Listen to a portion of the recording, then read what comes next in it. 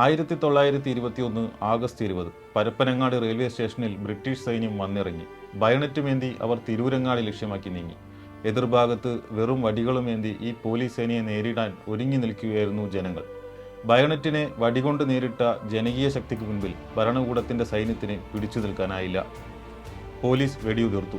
ഔദ്യോഗിക കണക്ക് പ്രകാരം 9 പേർ മരിച്ചെന്നും ആകെ 40ഓളം പേർ മരിച്ചിട്ടുണ്ടാകാമെന്നും പറയപ്പെടുന്നു. തങ്ങളിൽ നിരവധി പേർ മരിച്ചു വീണിട്ടും ആ ജനത പിൻവാങ്ങിയില്ല. ഒടുവിൽ ജനകീയ പ്രതിരോധത്തിനു മുന്നിൽ പിടിച്ചു നിൽക്കാനാകാതെ തിരൂരങ്ങാടിയിൽ നിന്നും ബ്രിട്ടീഷ് സൈന്യം തിരിച്ചുപോയി. ചരിത്രം മലബാർ കലാപമെന്നും മാപ്പിള ലഹളയെന്നും വിളിക്കുന്ന മലബാറിലെ കർഷക ജനതയുടെ പോരാട്ടത്തിന്റെ ദിനങ്ങൾക്ക് അവിടെ തുടക്കമായി. 2026 ആഗസ്റ്റ് മാസത്തിൽ മലബാർ കലാപത്തിന് 105 വയസ്സാവുകയാണ്.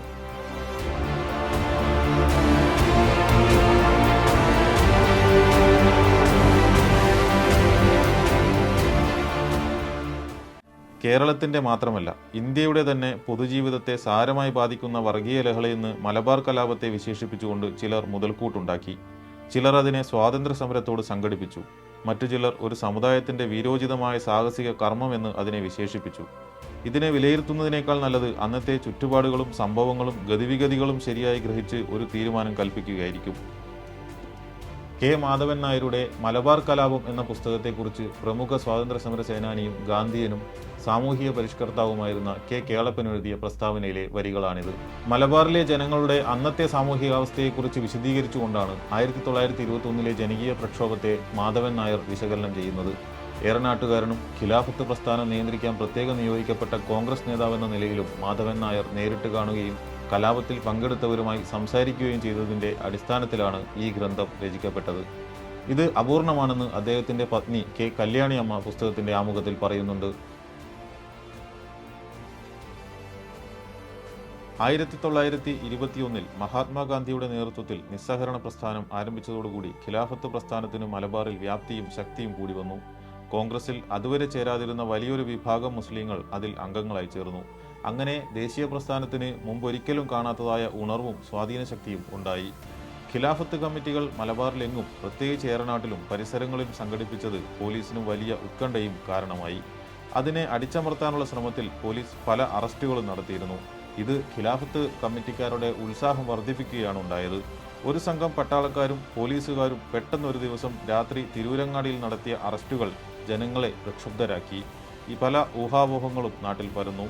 അടുത്ത പ്രദേശങ്ങളിൽ നിന്ന് 100 കണക്കിന് മുസ്ലിങ്ങൾ തിരൂരങ്ങാടി വന്നു ചേർന്നു. അത് പോലീസും അവരും തമ്മിൽ ഏറ്റുമുട്ടലിന് കാരണമായി. അങ്ങനെയാണ് ഏറനാട് ലഹള ആരംഭിച്ചത്. മാധവൻ നായരുടെ പുസ്തകത്തിന്റെ അവതാരികയിൽ പ്രമുഖ സ്വാതന്ത്ര്യ സമര സേനാനിയും പത്രപ്രവർത്തകനുമായിരുന്ന KP കേശവമേനോൻ എഴുതിയതാണിത്. 1921 ആഗസ്റ്റ് മാസം 20 മലബാറിൽ ജനകീയ പ്രക്ഷോഭത്തിന് തുടക്കമാകുന്നത്. ലഹള ഉണ്ടായ സ്ഥലങ്ങളിൽ അത് പൂർവാധികം വർദ്ധിപ്പിക്കുവാനും ലഹള ഇല്ലാത്ത സ്ഥലങ്ങളിലേക്ക് അത് വ്യാപിപ്പിക്കാനുമാണ് അധികാരികളുടെ പ്രവൃത്തികൾ കാരണമായതെന്ന് അദ്ദേഹം ചൂണ്ടിക്കാട്ടുന്നു. ബ്രിട്ടീഷുകാർ ഭരണം ഏറ്റെടുത്തതു മുതൽ ഏറനാട്ടിൽ മാത്രം ചെറുതും വലുതുമായ 50ഓളം ലഹളകൾ നടന്നിട്ടുണ്ട്. 1921 ആഗസ്റ്റ് 20 മുതൽ 1922 ജനുവരി അവസാനം വരെ 6 മാസക്കാലത്തോളം നീണ്ടുനിന്ന ജനകീയ പ്രക്ഷോഭമായിരുന്നു മലബാർ ലഹള. പ്രക്ഷോഭം ആരംഭിച്ച ആഗസ്റ്റ് മാസത്തിലെ അവസാന ആഴ്ചകളിൽ തന്നെ ബ്രിട്ടീഷുകാർക്ക് മലബാറിലെ അധികാരം നഷ്ടമാകുന്ന സ്ഥിതിയുണ്ടായി. ജനങ്ങൾ അത്രമാത്രം ശക്തരായിരുന്നു. പിന്നീട് വൻ സായുധ സേനയെ അണിനിരത്തി കൂട്ടക്കൊല അഴിച്ചുവിട്ടാണ് ജനകീയ പ്രതിരോധത്തെ ബ്രിട്ടീഷുകാർ അടിച്ചമർത്തിയത്. അക്കാലത്ത് മലബാറിലെ ജില്ലാ പോലീസ് സൂപ്രണ്ടായി ജോലി ചെയ്ത R.H. ഹിച്ച്കോക്ക് പിന്നീട് കലാപത്തെക്കുറിച്ച് ഒരു പുസ്തകം തന്നെ എഴുതുകയുണ്ടായി. അന്നത്തെ സർക്കാർ രേഖകൾ കൂടി ഉൾപ്പെടുത്തിയ പുസ്തകത്തിന് അദ്ദേഹം നൽകിയ തലക്കെട്ട് peasant revolt in Malabar a history of the Malabar rebellion 1921 എന്നാണ്. മലബാറിലെ കർഷക ലഹള എന്നാണ് ഇതിന്റെ മലയാളം. മലബാർ കലാപമെന്നോ മാപ്പിള ലഹളയെന്നോ അദ്ദേഹം ഉപയോഗിച്ചില്ല എന്നതാണ് ശ്രദ്ധേയം. 1857 ഒന്നാം സ്വാതന്ത്ര്യ സമരത്തിന് ശേഷം ബ്രിട്ടീഷുകാരെ അടിമുടി വിറപ്പിച്ച രാജ്യത്തെ ഏറ്റവും വലിയ ബ്രിട്ടീഷ് വിരുദ്ധ ജന്മിത്വ വിരുദ്ധ സ്വാതന്ത്ര്യ സമര പോരാട്ടമാണ് 1921 മലബാർ കലാപം. 2339 പേർ രക്തസാക്ഷികളായി എന്നാണ് ബ്രിട്ടീഷ് രേഖകൾ പറയുന്നത്. യഥാർത്ഥ കണക്ക് അതിലും കൂടുതലായിരിക്കുമെന്ന് ചരിത്രകാരന്മാർ സാക്ഷ്യപ്പെടുത്തുന്നു. 30,000-നും 40,000-നും ഇടയിൽ പോരാളികൾ തടവറയിലാക്കപ്പെട്ടു. 1921 മുതൽ 1924 വരെയുള്ള വർഷങ്ങളിൽ 1600ഓളം പോരാളികൾ ജയിലിൽ മരിച്ചു. 1290 പേരെ ശിക്ഷിച്ച് ആന്തമാനിലേക്ക് നാടുകടത്തി. സാർവദേശീയവും ദേശീയവും പ്രാദേശികവുമായ നിരവധി വിഷയങ്ങൾ കണ്ണുചേർന്നാണ് 1921 പ്രക്ഷോഭം നടക്കുന്നത്. 1896 അടക്കം മാപ്പിള കലാപങ്ങളെ നിഷ്ഠൂരമായി അടിച്ചമർത്തിയിലെ രോഷം മലബാറിലെ സാമൂഹിക സാമ്പത്തിക പിന്നോക്കാവസ്ഥ, ഒന്നാം ലോക മഹായുദ്ധത്തിന് ശേഷം നേരിട്ട തൊഴിലില്ലായ്മയും പ്രതിസന്ധികളും, അരി ഉൾപ്പെടെ അവശ്യവസ്തുക്കളുടെ വിലക്കയറ്റം, നാടുവാഴികളും ബ്രിട്ടീഷ് ഭരണാധികാരികളും പോലീസും അടിസ്ഥാനവർഗ ജാതി വിഭാഗങ്ങൾക്കും സമുദായങ്ങൾക്കും നേരെ നടത്തിയ ഇടപെടലുകൾ, ഖിലാഫത്ത് പ്രവർത്തകരോട് മലബാറിൽ ബ്രിട്ടീഷ് പോലീസ് നടത്തിയ അതിക്രമങ്ങളും അറസ്റ്റും എന്നിങ്ങനെ ബ്രിട്ടീഷുകാർ ഇന്ത്യ വിടുക എന്ന ലക്ഷ്യത്തോടെയുള്ള സ്വാതന്ത്ര്യ സമര പോരാട്ടം, ജന്മി നാടുവാഴിത്തത്തിൽ പൊറുതിമുട്ടിയ ജനതയുടെ പ്രതിരോധം, ഖിലാഫത്ത് പ്രശ്നം എന്നിങ്ങനെ നിരവധി വിഷയങ്ങൾ കൂടിച്ചേർന്നാണ് മലബാറിലുണ്ടായ വലിയ പ്രതിഷേധം.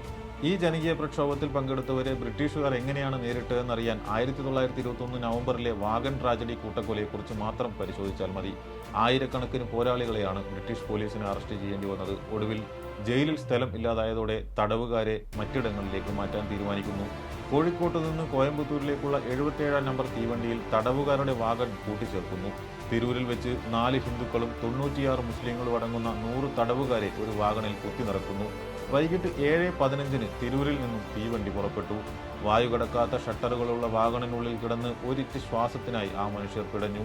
രാത്രി 12:30 പോത്തന്നൂരിൽ വെച്ച് പട്ടാളക്കാർ വാഗൺ പരിശോധിക്കുന്നു. ശ്വാസം മുട്ടി മരിച്ച 56 പേരുടെ ശരീരവും ശ്വാസത്തിനായി പിടയുന്ന മറ്റു മനുഷ്യരെയാണ് അവർ കണ്ടത്. പിന്നീട് ആ തീരുമാനത്തിൽ നിന്നും ബ്രിട്ടീഷ് പോലീസ് പിൻവാങ്ങിയില്ല. കൊല്ലപ്പെട്ട 56 പേരുടെ മൃതദേഹങ്ങൾ അതേ വാഗണിൽ തന്നെ തിരൂരിലേക്ക് തിരിച്ചയച്ചു. ബാക്കി 44 പേരുമായി പുലർച്ചെ 4:30 ട്രെയിൻ കോയമ്പത്തൂരിലേക്ക് പുറപ്പെട്ടു. ആശുപത്രിയിൽ എത്തുമ്പോഴേക്ക് 6 പേർ കൂടി മരണപ്പെട്ടിരുന്നു.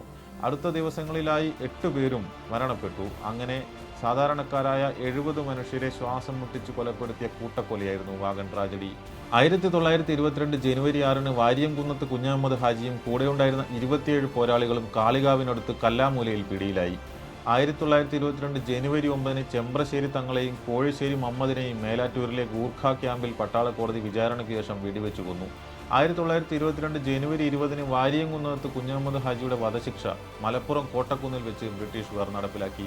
ബ്രിട്ടീഷ് ഭരണകൂടത്തിനും ജന്മി നാടുവാഴിത്വത്തിനുമെതിരെ നടന്ന ആ വലിയ ജനകീയ പ്രക്ഷോഭം അവിടെ അവസാനിച്ചു.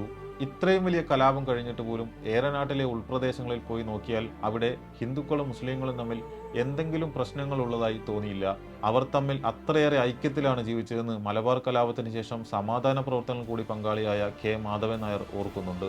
ബ്രിട്ടീഷ് ഭരണകൂടത്തിനെതിരെ ഒരു വലിയ പ്രക്ഷോഭം സംഭവിക്കുന്നു. ആയിരക്കണക്കിന് പോരാളികൾ അണിനിരന്നു. ഭരണകൂടം അവരെ അതിക്രൂരമായി വേട്ടയാടി. ചില തെറ്റായ സംഭവങ്ങൾ ഉണ്ടായി.